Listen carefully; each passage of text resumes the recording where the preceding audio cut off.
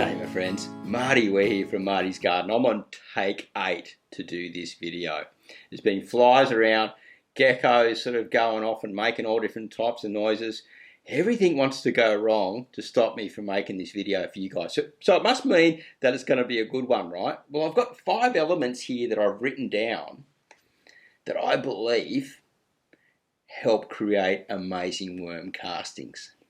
And if we go back to one of the other videos about the cardboard update, well, if you haven't seen that video, you need to go back and watch that and come back to this, or go back and watch it afterwards. You see, because cardboard, when you're using it in your worm farms, great stuff, as seen in the videos, and can be really beneficial. And I'm going to be talking about it more in the Worm Wranglers members area, and the system that I'm using, and also the recipes that I'm using to grow this amazing sort of formula that I'm using to breed more worms. And it's working pretty good so far. So that's going to be shared in there, here. It's going to be shared in the Worm Wranglers members area. There's no way I'm doing take 9 on this. I am going to get this right? So we've got 5 things here that I'm going to mention. Minerals,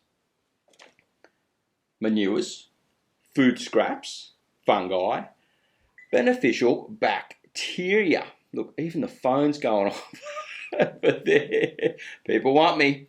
I've got 20 minutes before I get to work. So we've got to keep going, guys. Keep going. Minerals, right. So you can get minerals many different ways. It can be in your food scraps. You can also get it from getting rock dust. You can get like lime and gypsum and all that type of stuff and add it to worm farms and get minerals. But this sort of low end, the best one you can get really is a rock dust, because you can get anything from 10 to 40 different types of minerals depending on the rock dust you get. And manures is really great, right? Now I've got lots of videos in here about chicken manure, cow manure. Just search through on my channel and you'll find the information there to take it much deeper. Now manures are really great, just got to be used carefully because how much nitrogen may be in them, but they also carry other bacteria, so other fungi, such as like in the cow manure, passes through 2 guts before it comes out, and then to the manure, and then it passes through the worm's gut, goes out through into the casting, produces an extra microbe that you can only get in cow manure, right? So there's things like that.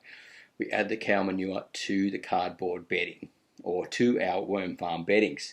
Food scraps, as I mentioned, wide array of sort of minerals and different things in there to help these worms get really healthy and produce a nutritious casting, so the plants grow really good, the plants are healthy, they can fight off disease and pests and stuff, and that's really what we want, right? That's the whole aim to it. Well, for me anyway, because that's why I have my compost business. I make this compost that people just love, and it's all to do with worms, right?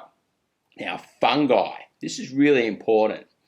And we can actually go out to sort of a little bit of forest or whatever, grab a little bit of, or somewhere where there's some trees around, a little bit of scrub or whatever, grab some sort of like half broken down leaves, or it's getting a bit humus, you throw that into the worm farm and you're introducing the local fungi into the area, and hopefully over time in the right environment that'll spread and get into your worm farm. So fungi is really important because it's a part of that whole food web system, right, in the ground. And when you're introducing it through the worm casting, quality, baby, quality, right? Beneficial bacteria, obviously, with all the different foods that you're giving, there's different bacteria. So the wider array of foods,